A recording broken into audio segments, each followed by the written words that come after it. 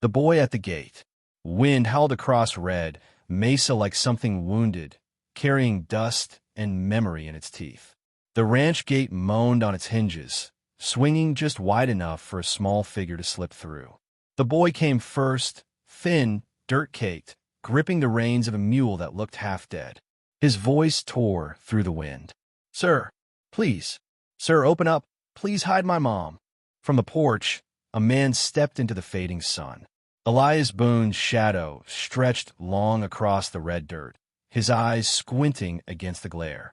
The creak of old leather whispered with his every step. He didn't move fast. He hadn't done anything fast in years. "Who's after you, boy?" he asked, his voice rough as gravel, low as thunder rolling over dry hills. The boy shook his head, breath hitching. They're coming. Riders in black coats. 6 of them. My ma's hurt bad.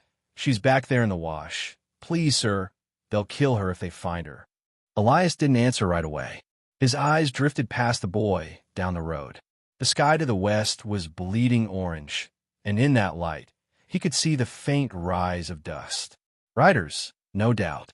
Fast ones. The gate banged again in the wind. Elias's jaw tightened. "Get the mule inside."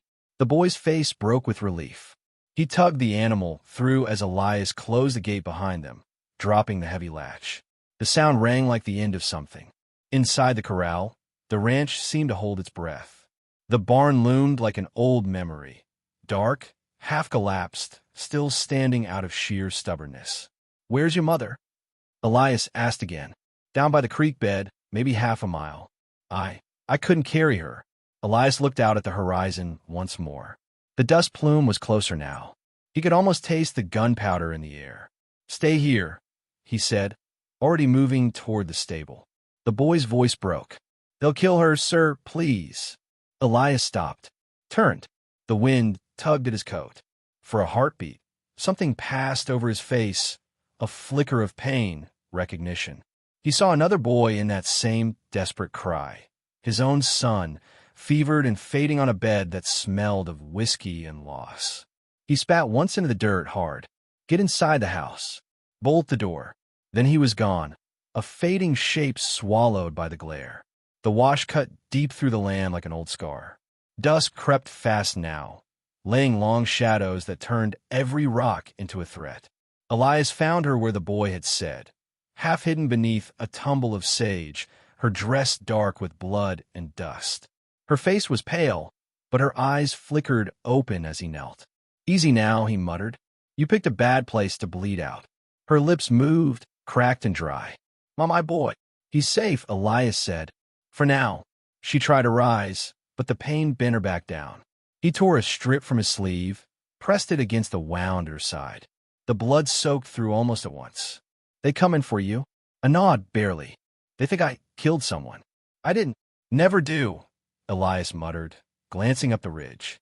The dust was bigger now, close enough to hear faint thunder from the hooves. He slipped an arm under her shoulders. "You'll live if I move fast." She gave a broken laugh. "You don't even know who I am." He tightened his grip. "Don't care." By the time they reached the ranch, the horizon had gone dark, and the first stars were burning cold. The boy burst out from the house, running to meet them. "Ma, get inside," Elias barked. "Quick." He carried her straight into the barn, laying her down on a pile of old hay. Lantern light swung from a beam, painting everything in gold and shadow. The woman's breath came shallow. "You'll keep quiet now," Elias said. "They're close." Outside, the wind had shifted. The night carried sound like a secret, and through it came the distant rhythm of hooves. The boy pressed against the barn wall, whispering. They found the trail. Elias moved to the door, cracked it open just enough to see the road. 5, no 6, riders, black dusters flapping, rifles across their saddles. They were fanning out, searching. "Devil take it," he muttered. He shut the door, dropped the bar into place. Then he crossed to the far wall, an old plank near the ground, loose enough to pry. He pulled it free. Beneath lay a hole lined with burlap and straw. "You two stay in here," he said. "Don't make a sound." The boy clutched his mother's hand. "Will they kill us?" Elias met the child's eyes. "Not while I'm breathing." He stepped out into the yard, the night cold against his skin. The riders were close now, their lanterns cutting through the dark. Elias walked slow to the porch, every step deliberate. The leader's voice came sharp across the wind. "Evening, old man. You seen a woman pass through here? Blonde, about 30, might have been bleeding." Elias's tone was calm. "Ain't seen no one. Just me and my cattle." The leader's horse sidled closer. The man's face came into the light. Thin, mean eyes, a tin badge glinting on his vest. "You sure about that?" Elias's gaze didn't waver. "I'm sure." The man spat in the dust. "Funny thing, though. We tracked her mule right up to your gate." Elias said nothing. One of the riders snorted. "Maybe we ought to look around." The leader gave a slow grin. "Yeah, maybe we should." Elias's hand twitched near his hip, an old habit, long unneeded. He looked down at the empty holster that wasn't there anymore. His gun had been buried years ago. Under the floorboards where his wife's photograph sat collecting dust. The wind lifted again, carrying the dry rattle of barn doors and the soft creak of the weather vane turning north. "Best stay off my land," Elias said quietly. The leader laughed. "Or what? You'll talk me to death." Elias didn't answer. He only looked at him, long and steady, until the laughter died in the man's throat. A minute passed like an hour. Then the leader jerked his chin toward the ridge. "Search the north side. She can't be far." The riders turned, spurring their horses into the dark. Dust swallowed them whole. Elias stood still until the sound faded. Then he went back to the barn, closed the door behind him, and leaned his back against it, breathing hard. The boy was still crouched by his mother, eyes wide. "Are they gone?" "For now," Elias said. His hand brushed against the lantern's light, and his shadow stretched over the barn wall. He stared at the woman, blood on her dress, steel in her eyes, and then at the boy.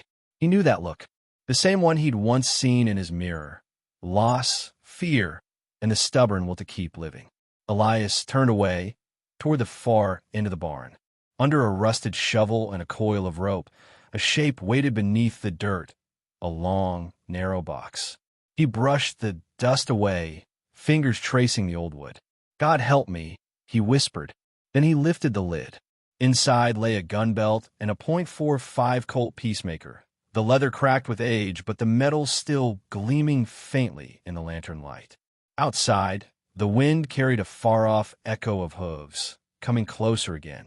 And Elias Boone, who'd sworn never to fight another man, closed his hand around the weapon that had made him a legend once, long ago. The boy's voice broke the silence behind him. "Sir, are they coming back?" Elias checked the chamber, spun the cylinder slow. The sound was cold and final. "They always do." The woman in the barn. Rain started before dawn, thin needles stabbing through the dust. The sound drummed against the roof of the barn, steady as a heartbeat. Inside, the lantern guttered low, throwing gold over the woman's pale face. Elias pressed the edge of a rag to her side, the blood stubborn as rust. She didn't cry out, just bit her lip until it bled. "Hold still," he muttered. Her breath hissed through clenched teeth. "You're no doctor. Never said I was." He tied the cloth tighter, his hand sure, his jaw set. "You want a preacher instead?" She almost smiled. "You talk like a man who's buried both." Elias didn't answer. He wrung the rag in a bucket, water turning red. Outside, thunder rumbled, a low growl rolling over Red Mesa. The boy sat near the stall door, knees to chest, watching everything with the wide, frightened stillness only children have. The mule shifted in the corner, restless. Elias stood, wiped his hands on his shirt, and looked toward the cracks in the barn wall. Through them, the gray light showed shapes moving on the ridge, too far to see faces, but enough to set the heart pounding. "They're still out there," he said. The woman's eyes flicked open. "How many?" "6. Maybe less now. Could be they're regrouping." Her jaw tightened. "They won't stop. They never do." He crouched beside her again. "You best tell me what they're wanting before they get bold enough to come knocking to." For a moment she said nothing, just stared at him through the dim. Then her voice came low, cracked. "They say I killed a marshal in Perdition Creek. I didn't. He was the only one who tried to help me." Elias's eyes didn't move from hers. "So who did?" "The ones riding for me now," she whispered. "Used to work for the railroad. Payroll guards. They robbed their own train, blamed me for it. I ran, took my boy and ran. Been running since. The boy's voice trembled. Ma saved me from them. Elias leaned back on his heels, letting the truth settle like dust. You steal from them? Her glare flashed sharp. No. I carried the money bags once a week. I was trusted. That's why they chose me. They made it look like I vanished with the gold. When a marshal started asking questions, they silenced him. Elias finished. Shot in the back. Then they came for me. He nodded slowly, staring at the floorboards. World's always been fond of killing the wrong folks. Rain hissed harder against the roof. Lightning cracked, bright enough to light the hollows of his face. Boy, Elias said without looking up. Fetch some more water from the pump. The child hesitated. They'll see me. Stay low and move fast. The boy swallowed hard, then ran, the barn door creaking open and shut behind him. Silence folded in, thick and heavy. Elias could feel her eyes on him. You didn't have to help us, she said softly. I didn't, he agreed. He poured whiskey into a tin cup, then held it out. Drink. She sniffed the rim. That's not for pain. It'll make you forget you have any. She drank. Coughed once. Then again. You've killed men before. He said nothing, just wiped his hands and stared at the rain cutting through the dawn. Her voice softened. You're hiding from something too. Elias turned, his face unreadable. Ain't a soul out here that ain't. She leaned back against the hay, eyes fluttering. What did you bury under that floor, Elias Boone? The name hit him like a bell struck once in an empty church. He froze. How do you know my name? Her lips curved faintly. They whisper it still in towns far from here. The man who shot the butcher of Tomb Hollow. The widower gunslinger who walked away from hell and never looked back. Elias stared at her, rain streaking down the window behind. That man's dead. She smiled weakly. Then I reckon I'm talking to a ghost. The door creaked open. The boy stumbled back in, drenched, clutching the bucket. His voice was sharp, breathless. They're moving down the road. I saw their fire, real close. Ma, they're coming. Elias took the bucket, set it aside, and grabbed his coat. Then we ain't waiting for them to find us. He went to the far corner of the barn, where the ladder climbed to the loft. Above, shadows lay thick. He climbed halfway up and reached behind a beam, pulling down an old rifle wrapped in oiled cloth. The boy stared. That's just a tool, Elias said, unwrapping it. The wood gleamed faintly under the lantern. He checked the chamber, loaded 3 rounds, and set it beside the hay. The woman's eyes followed every movement. You said you'd buried your guns. Didn't say how deep. Lightning flashed again, painting the lines in his face, each one carved by time and regret. He knelt beside her once more. When they come, and they will, you stay quiet till I say otherwise. You got that? She nodded, pale but steady. And you? Elias stood, pulling his hat down low. I got ghosts to feed. They heard them before they saw them. Hooves pounding through mud, men shouting, dogs barking. The storm swallowed most of it, but not all. Elias moved to the barn door and cracked it open an inch. Through the curtain of rain, torchlight flickered near the outer fence. The boy clung to his mother. Sir, will you kill them? Elias didn't look back. If they make me. The nearest rider shouted something, unintelligible through the downpour. A gunshot answered, close enough to rattle the boards. Elias closed the door again, barred it, and crossed to the stall. He lifted a loose plank from the floor, revealing a hollow beneath. Get in. The woman struggled to move. Elias lifted her himself, setting her down gently inside. The boy crawled after her. Don't make a sound till you hear my voice, he said. Her hand caught his wrist before he could lower the plank. Her eyes searched his, steady, fierce despite the pain. You don't owe us this. Elias's gaze softened. Ain't about owing. He lowered the plank, sealing them in darkness. Outside, thunder cracked again. The barn filled with the smell of rain and gun oil. Elias stood alone now, lantern dimming, rifle in hand. Through the slats he saw them. Black shapes moving between flashes of lightning, horses stamping, men calling out. Come on out, Boone, one of them shouted. Ain't no use hiding her. We'll burn you out if we have to. Elias raised the rifle, braced it on the window frame, and waited. The wind roared, tearing at the roof. Then, One figure moved too close. The crack of the rifle split the night. The rider dropped like a stone. For a long moment, there was only the rain. Then the shouts began again, angry, disbelieving.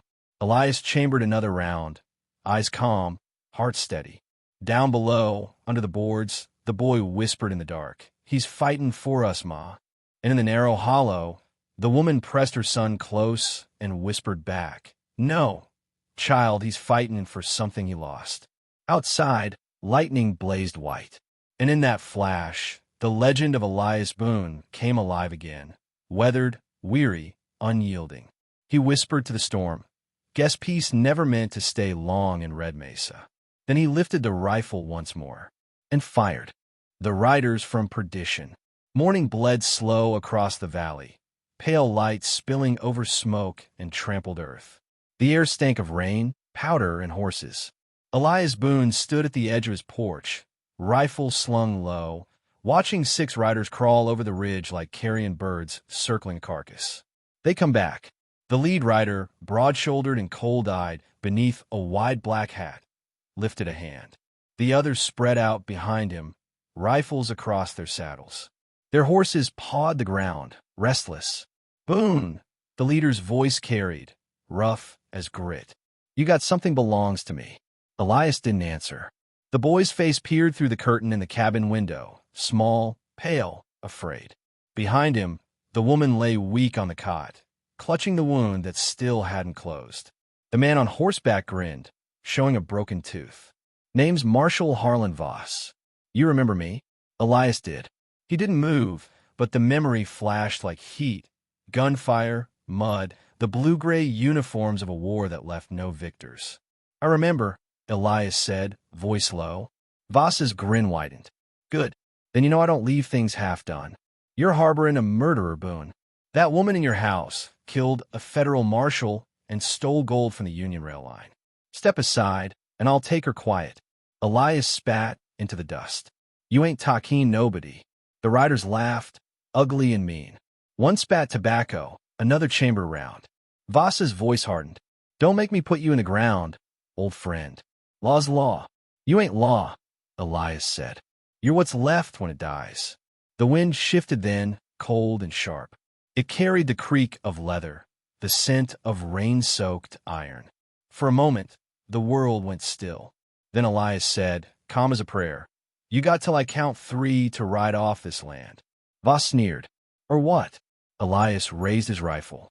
"Or you'll learn what ghosts remember." The riders shifted, uncertain now. They knew the name. Boone. They'd heard it whispered in border towns, in saloons where men talked about the old days when gunfighters didn't miss. 1, Elias said. Voss drew his pistol. 2, the hammer clicked. 3, the rifle roared. Voss's hat flew off his head as the bullet carved a line across his cheek. The other riders jerked in surprise. The first one to draw caught a shot to the shoulder. Another's horse screamed and threw him into the dirt. "Fire!" Voss bellowed. Gunfire shattered the morning. Wood splintered from the porch posts. Glass burst from the window where the boy hid. Elias dove behind the railing, reloading by feel, each motion slow, deliberate, measured. Inside, Clara Reeves pushed herself upright, teeth gritted. "They'll burn the place," she gasped. "Not if they don't live that long," Elias growled. She looked at him, this old man standing straight against 6 armed killers, and something fierce lit behind her eyes. She reached for the rifle he'd left leaning by the wall. Her hands trembled but held steady. "Can you shoot?" Elias asked without looking. "Not well," she said, "but I can try." "Good enough." They moved like instinct, Elias stepping left to draw fire, Clara kneeling by the window, firing through the broken frame. The boy ducked behind the table, loading cartridges into Elias's belt with trembling fingers. The gunfight ripped through the quiet valley, every echo bouncing off the canyons.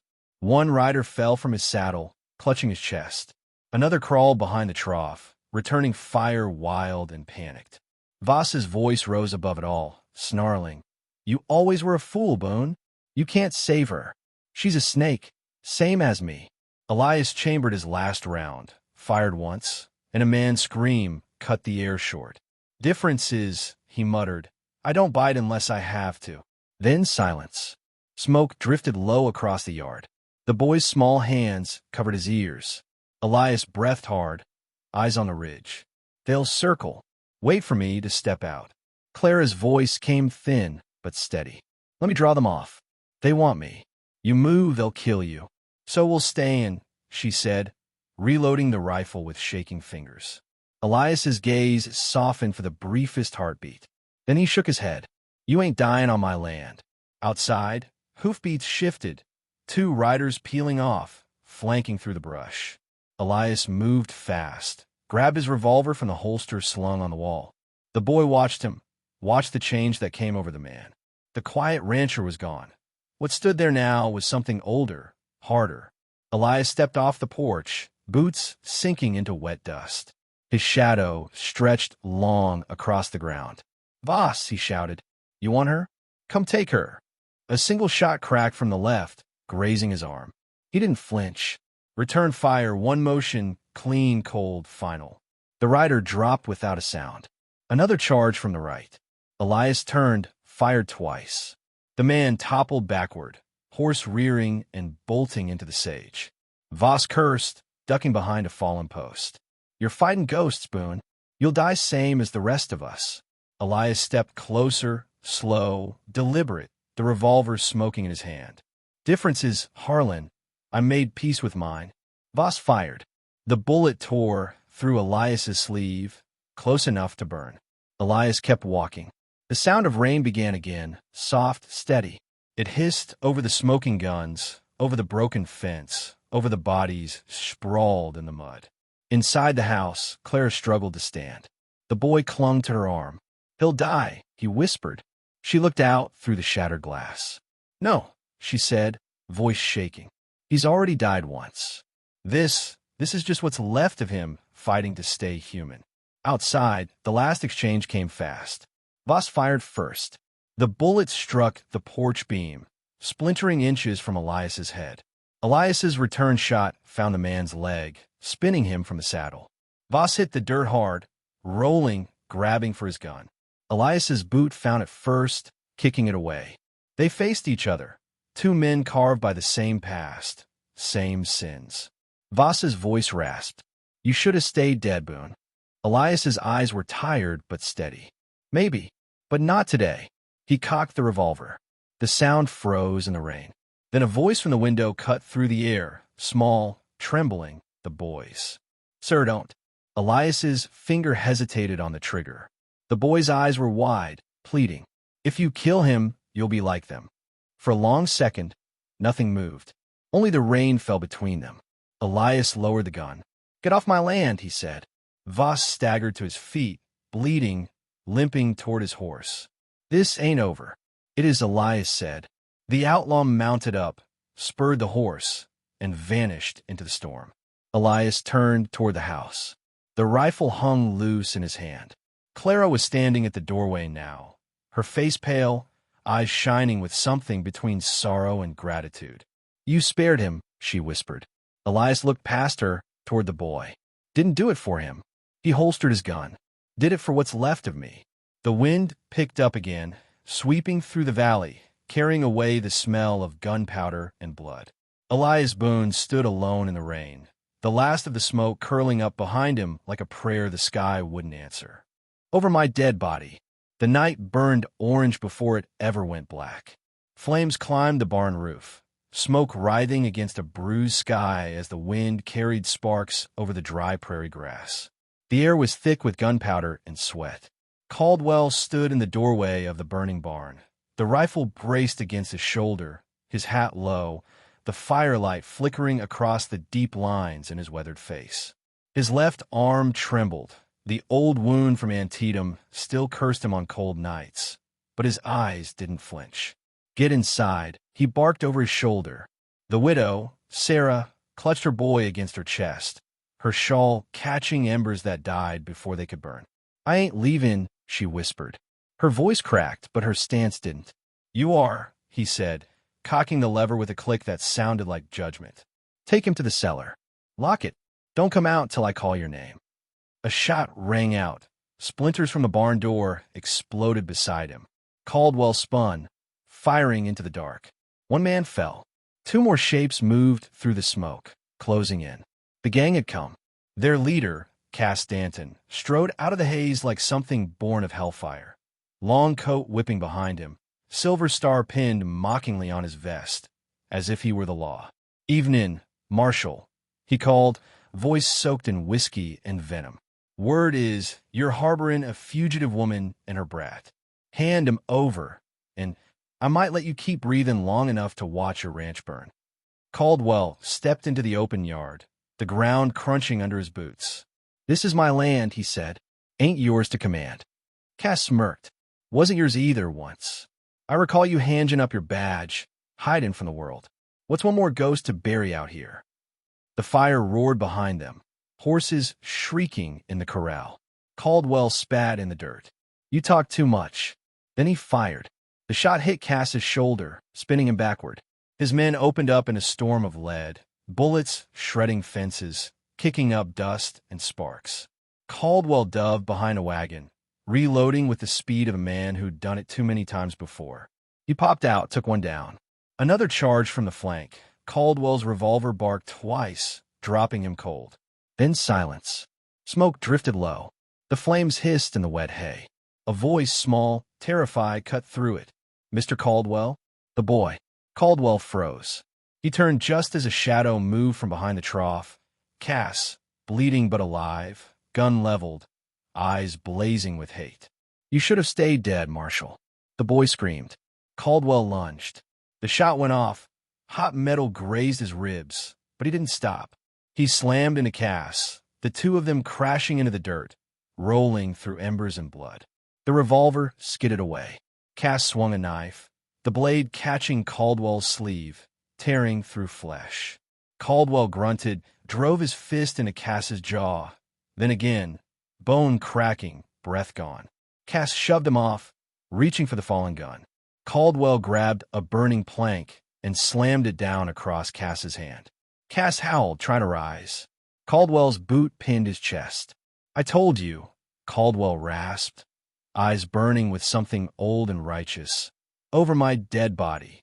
Cass spat blood, grinning through broken teeth. "Then die already." He lunged for the knife. Caldwell's rifle cracked, point blank. The sound rolled across the valley like thunder. When the smoke cleared, Cass Danton lay still. Caldwell stood over him, chest heaving, blood soaking through his shirt. Behind him, Sarah and her boy ran from the cellar, eyes wide with terror and relief. "Is it done?" she asked. Caldwell looked toward the barn, half collapsed, flames dying into glowing ash. He nodded once. "It's done." The boy ran to him, hugging his leg. "You saved her," he whispered. Caldwell looked down, his voice hoarse. "No, son. You did." The dawn came slow. The sky bruised purple, then gold. The ranch lay in ruin, fences broken, barn half gone, but the land still breathed. The land always did. Sarah stood on the porch, the wind lifting her hair. "What will you do now?" Caldwell holstered his revolver, staring toward the horizon where the sun bled over the mesas. "Maybe I'll rebuild," he said softly. "Maybe it's time the world stopped running from itself." The boy tugged his coat. "Were you really a marshal?" Caldwell smiled, just barely. "Once. Long time ago. But I reckon tonight was the last time I'll need to be one." He turned away from the ashes, the woman and child following behind. The wind carried the smell of smoke and sage. And somewhere far off, a coyote called, not mourning but marking something reborn. Years later, old men in saloons would tell of that night.